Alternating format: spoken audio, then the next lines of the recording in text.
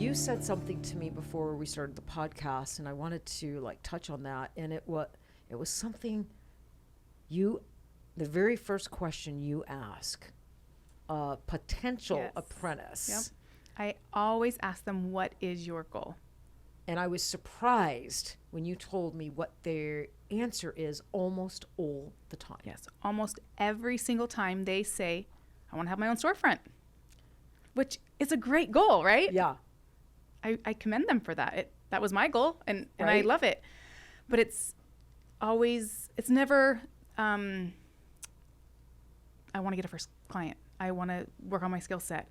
It's never the fundamentals or the building blocks to get to the storefront. Right. It's always, I want to go right from here to a storefront. Yep. Yeah. Yep. I think maybe the way the industry is today, Yes. with the marketing and the lure of,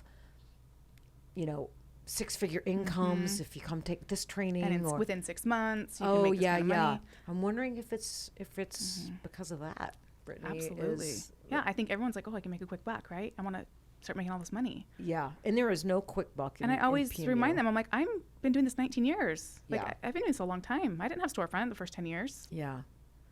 Like, I was grinding, and I'm still grinding, but Yeah. it took, there's a lot of things you have to put into place before that happens. So I'm the kind of person, like, if they said that to me, answered that way in my interview, I would correct them. Yeah.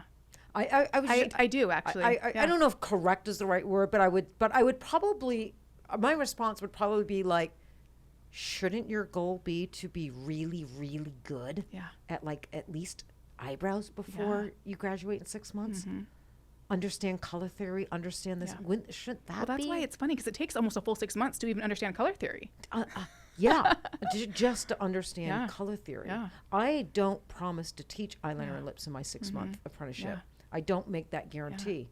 I guarantee you will do a lot of eyebrows, and that's my number one focus because that's the number one request.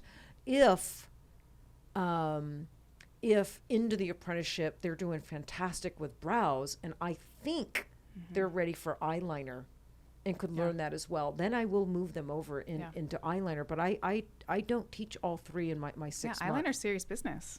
Yeah. I do teach it all, but I would say that the focus is brows. The focus is brows. So you you sample them on eyeliner and lips, but your focus is brows. Yeah. And I think that's okay. I mean, I like that.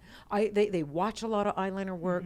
They watch a lot of lip. Because my apprentices shadow me a lot. Yeah. So they are exposed to all of it. All of it. Even though most of them mostly stick with brows. Yeah, 100%. Same with us. And they're exposed to all the different artists and the way all my artists work. So how many artists do we have now? We got Amy, Ren, Sophie, and Michelle. So we got 5 artists. Awesome, yeah. And most of them, quite a few of them I taught.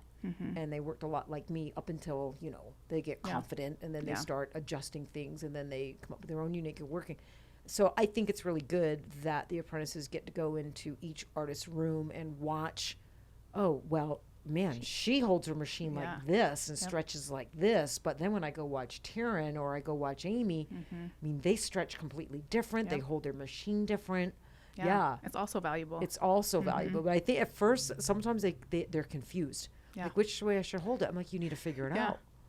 Yeah. I can't tell you which way. Yeah. That's why it makes being a trainer just as tricky, right? That's tricky too. Yeah. It's just because you tricky. have to because it's not a cookie help cutter. them find their style. You got to help them find their style. But I think the best way to do it is the way you and I are doing it. Absolutely. Is exposing them to all these different amazing artists who do everything different, either a lot different or slightly different, and they're exposed to that. And then they get on latex and they try all the different things they're seeing from the different artists and what I love most is when one of them will say, hey, T, I figured out how I'm going to hold my machine.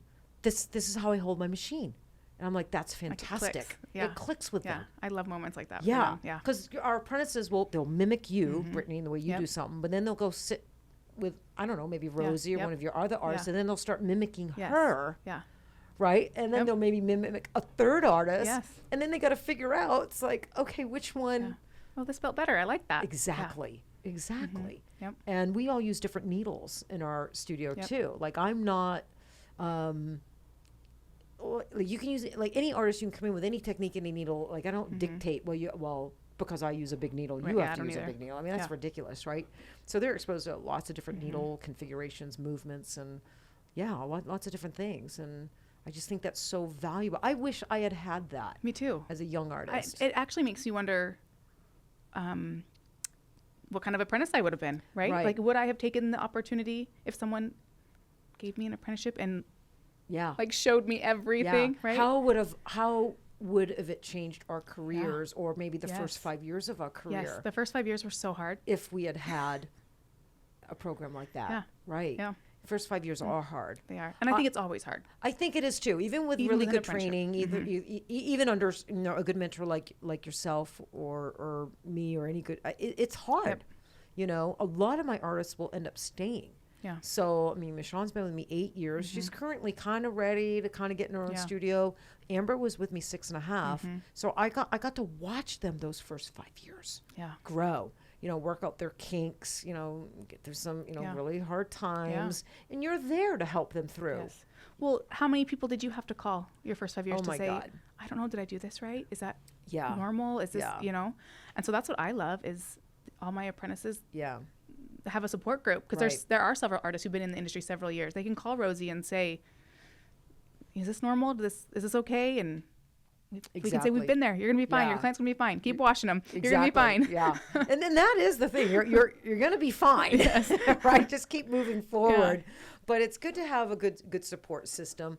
And you offer that with your preem program, right? Like, so at the end of 6 months, like, here's your certificate. Bye. It's been great knowing you. I think about it every day, but I know. No, they can call anytime. They really can. Yeah. And a lot of them do. Yeah. Nothing makes me happier than them going out and kicking ass. It makes me really proud. I had one lady who came through. She went through a really nasty divorce. She'd been married over 20 years, both kids off to college, and her man left her, and she had never had a paycheck ever before in her life. And I gave her first paycheck. She was able to build an incredible business. And I don't know, to me, there's nothing better than seeing an apprentice learn a new skill and it click and them thrive and then go out on their own. And it's exciting. I think this is going to be let's wrap it up with this. Because that is probably the most important thing, attribute I think a studio owner that does apprentices like you and I needs to have. Yep. We need a studio owner that does apprentices. You need to be way okay with the fact that your apprentice, whether they leave in 6 months or they stay with you 6 or 7 years, when they do decide to go and open up their own studio, you are happy for them. Absolutely, yes. You welcome that. You're proud. You help them. And it is bittersweet. When Amber left. Yeah, I've had a few artists come through my apprenticeship that stayed for a while and then left, and it's bittersweet because you're so proud of them, but you're like, dang, you're a good artist. I'd love to have you here. And you're a fun time. Yes. And same with Michonne. But that's the ultimate goal as it's the trainer, ultimate goal. Like, you're able to now go and fly. Exactly. And look at Amber now. She's got her own studio. She's got apprentices under her. She's thriving. She's fantastic. We go out to dinner about once every 6 weeks. Awesome. Yeah, and we and what's so funny is, I don't know if it's funny, but it makes me really happy. I said, tell me more, Amber. I'm so happy. I love hearing this stuff. But she'll say, T, there were days where I thought, man, I wish T did this, or she goes, but now I feel guilty. She was like, the other day I got so emotional, I got so upset, and I told Victor, I think I owe T an apology, because I felt some type of way about a certain something. But now that I have my own studio, I've got 4 apprentices. She goes, I get it. She goes, I don't know how you did it. Get perspective. You get perspective. Yeah. You get perspective on how hard it is to your own career, your own clients, you're speaking, if you're running classes, blah, blah, blah, blah, blah, studio and apprentices, teaching them, giving everything you have to them, working parts. trying to prepare so many moving parts. And you and I, no matter how good we are, no matter how much we love our apprentices and want to do right, we're not going to do everything perfectly. Absolutely. We're not always going to be everything every apprentice needs us to be. Right. Yeah. Yeah, we're human. We're human. So, I think that's really important. I'm really glad you brought that up. I didn't have that in my outline, but I think that's really important because I got an artist here recently, and her studio owner wasn't. I have two artists. Their studio owner, it wasn't like that for them, Brittany, and they won't tell clients they're over here now. That's too bad. Threatening stuff, just a lot of bitterness, a lot of angst, a lot of just not happy about it. And that's too bad. That's not how it should be. That's not how a mentor should be. No, it's not how a mentor should be. And if that's the way you're going to be, don't mentor and don't bring in apprenticeships, apprentices. I think at some point, I think when they first come into you, because I hire studio artists, that's, and whatnot. And then we have our apprenticeship program. Yeah. So when artists come in and when they're young artists, they're all excited to be a part of your brand, Ink by Bread or Girlz Inc. And they fit right into your brand and they want to promote your brand and they're all about your brand. Right? Yes, they wear the Girlz Inc. Logos and they wear the Ink by Bread logos and so all exciting. that stuff. It's so exciting. Yeah. And it's a collective, right? You're all growing not just yourselves individually, but you're growing the studio and the brand collectively, which is really fun. And they fit and they're part of it and they love it. But at some point, most artists are going to outgrow your brand. Right. They're going to outgrow your brand and no longer really, they want their own colors. They want their own thing. Yeah. And that should be a beautiful, Yes, absolutely. progression, a beautiful involvement for all involved. And in many cases, it's not. The studio owner takes that, as, I remember when I left one of my first places, the owner was mad, very upset with me. Yeah. So you went through that. Yeah. And I said, it's not personal. This has nothing to do with you. Right. It's time. Like, yeah, it's time. I need more space. I need it's time. It's not personal. No. And but they wanted to take it very personal. Right. Yeah. I think some do. And it really wasn't about them. No, but they make it about them. They make it about them. And I think it's fear. Yep. Right. I think it's fear. It's fear. It's always fear-based. It's always fear-based, and that's too bad because I think, it happened to me. And my mentor did that to me and it broke my heart. And I grieved over that and her for many years. It really fucked with me mentally and emotionally, Brittany, that she turned on me. Yeah. But I am an entrepreneur. Yep. I have been since I was like 11 years old. I have that entrepreneurial spirit. And you do as well, or you would not be where you are today. You know, and Amber did. I see it in some of my artists now. They have that entrepreneurial spirit. They're going to want their own studio one day. And how exciting to be a part of their story. To be a part yes, it's like when I'm 90. They're gonna, I mean, we'll be legends. You know, they'll be talking about us. Right? Yes, we'll just be wonderful. Yeah, it's like, and I want to be that in the lives of artists. I want to be that person, or hopefully one of many people that they look back on and say, "Man, do you know what? She was amazing." Yes. Do you know what I have learned through being a mentor though? Is I didn't realize that it would also be life skills. Yeah, that was a big surprise to me. I didn't realize that it's not just teaching a skill and a business. Like it's a lot of life skills. Absolutely, waking up, taking care of your body, showing up to the shop on time. Yes, right. Yes. I was really surprised by that a lot of these. But didn't you assume that people already have that in place? I did. So did I, but many people don't. No. And they're fine. And I talk money. Yeah, I do too. So a lot of people, their finances are all messed up. Yeah. And I talk about money. You have to save money. Save money. Even if you only made $200, you still got to save some. Exactly. Because I think there's a lot of people that make a lot of money, but then they're not doing the right things with their money. And at some point we could end up with damaged hands, damaged necks, damaged this. I have one of my artists right now, fell off a scooter, broke her elbow. She's out and out of work. And we're not going to retire with pensions and I mean, we're responsible for doing all that ourselves. And Kat and I came from poverty and large family, and I came from a very middle class family. And and we had and Kat and I learned the hard way with money. We made all the mistakes everybody makes, getting into debt. And we were able to correct those and learn about the value of money and where to put your money. Like, it really annoys me when people put their money just in the bank making less than 1%. I'm like, oh, Kill me Market now. accounts are at 5% right now. Yeah, market account. I mean, Vanguard. Just download the Vanguard app.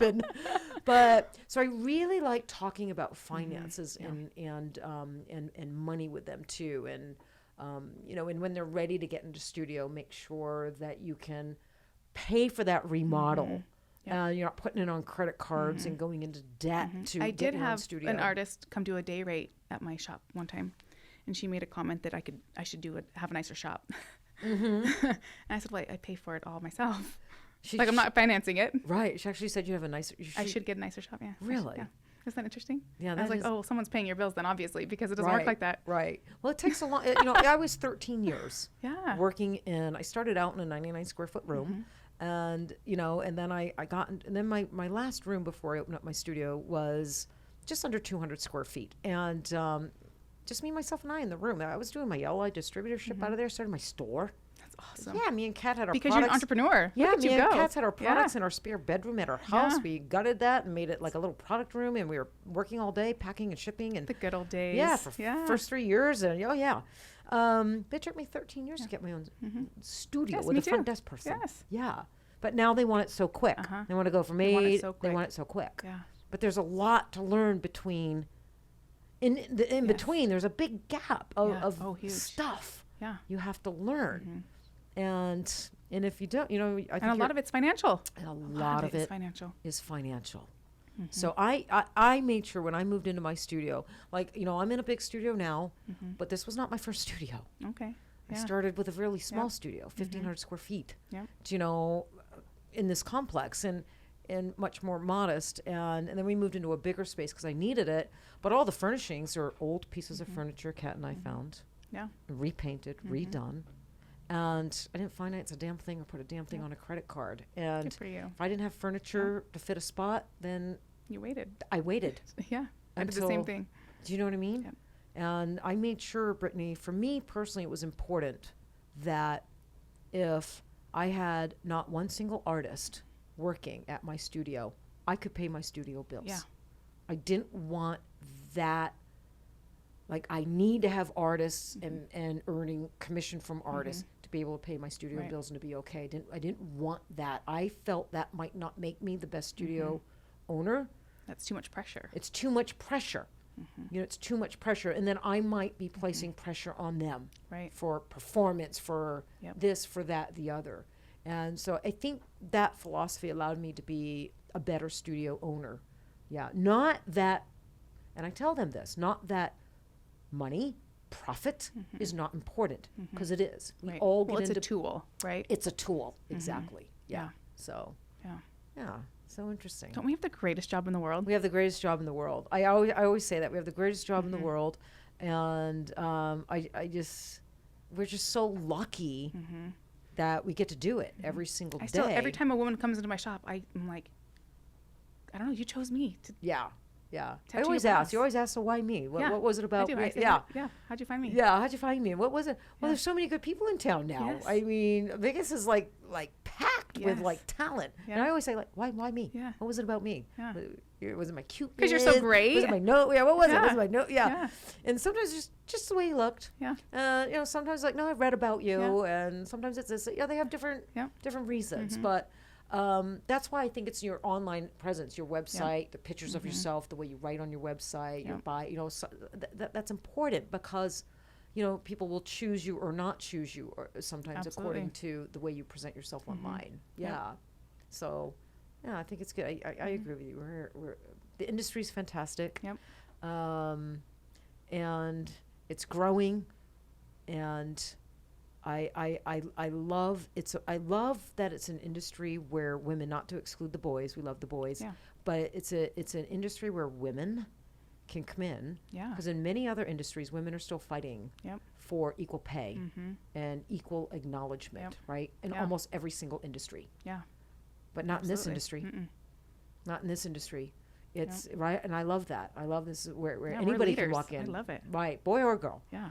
But I think I blow people's mind all the time. They think I'm just like a brow artist. Are you like brow artist? Yeah. And they're like, oh, like you're an entrepreneur. You have a business. Yeah, you have a You have business. artists that Yeah, work you have with you. artists. Wow. I mean, their minds are blown when they And actually do you have a find out what I store? do. Do you sell product? I do. I sell You do- product. I yeah. have storefront. Yep. Yeah. So I think So you I've do got all independent that. contractors. I've got commission artists. I've got Yeah. all of it. Yep. And they are, Yep. Our people's minds are businesses are blown. very similar. Yeah. Yeah. Yeah, they I'm are. really kind of shocked that we didn't like I hook know. up before, meet each other. I know. Me too. Before. We should have. Yeah, we should have. That's right. Shoulda, Yeah. woulda, coulda. Here we are now. I know. That's great. It's great. All right. So I don't know. I don't want to put you on the spot, but I always try to close. Yeah, I do meant it. to ask you, and I didn't ask you, but I always like to close with like a really cool like quote, like a Okay. quote, like Yeah. you know, like a Mhm. like a good quote that really gets like, oh man, Yeah. I love that. Do you have one? Do you have I a favorite quote? I You do do? have a favorite quote. Do you yeah. want to? I do. do the honors? I love Cher. My mom was a huge Cher fan. My mom also was raised very staunch Mormon. Okay. She's in her mid-70s and she has her doctorate degree. So Her doctorate degree? Yes, her doctorate degree. Okay. So she's a psychologist. Okay. She is God. fantastic. How There's was not a the- lot of women in Let her. me just add, how was it growing up with a psychologist for a mom? She was always like, let's analyze that. I'm like, no, The please. only thing I think of is I watch Big Bang. Okay, yes, that's a great So show too, Leonard, yes. right, with his mom, it's like, oh my Yes. God, poor Leonard. Yes. That is funny. Yeah, she wasn't like that. She did work a lot, so she wasn't like that. But she was great. But she was a Cher fan, and so she Okay. exposed me to Cher. And so one of my favorite quotes comes from Cher, and her mom had made a comment to Cher that she needed to settle down and marry a rich man, which was totally the opposite of my mom. My mom was not that way. Right. And Cher responded, "Mom, I am a rich man." I love that. So I that's my love favorite that. quote. I love that. And I'm a Cher, Yeah. obsessed with Cher. Yeah. And I see her lots of times a year when she's here. And she says that on stage. Oh, does she? Yes, she does. I need to go see her then. I love her. Did her mom just die or she's still alive? Oh, I don't know. I think she's still alive. Her mom's Okay. her mom's older, like Yeah. like late 90s at this Wow. point. But she talks about her mom at every single concert. I mean, you can tell they had a great relationship, and she speaks highly of her mom, and she tells that story at every single conference. So, That's awesome. That's but I love fantastic. it. Yeah, Yeah. I am a rich man. Mm-hmm. I love that. Yep. I love that. I've got a sign coming right now. Actually, it'll be up on my studio hopefully soon. I love it. All right. Well, hey, Brittany, it was awesome. was The hour went fantastic. by quick. I think we're way It did. beyond an hour, but I guess we'll have to do it again. We'll definitely have to do it again. So thank you for taking time out and coming down. Thank you. This was great. It was great. I love it.